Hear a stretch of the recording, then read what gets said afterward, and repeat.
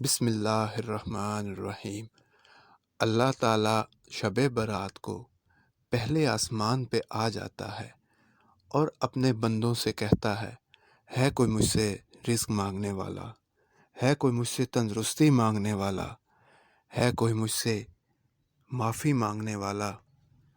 تو یہ رات شب برات سال میں ایک دفعہ آتی ہے اور یہ 1000 راتوں سے افضل ہے۔ تو اس رات اللہ کے سامنے رو رو کے دعا مانگیں، نوافل پڑھیں، سجدہ کریں۔ اللہ کو راضی کرنے کی بہترین رات ہے۔ اس رات آپ کو میں ایک وظیفہ بتاتا ہوں جو آپ لوگوں نے کرنا ہے۔ انشاءاللہ اللہ کی رحمت سے جو حاجت ہوگی، جائز حاجت آپ کی پوری ہوگی۔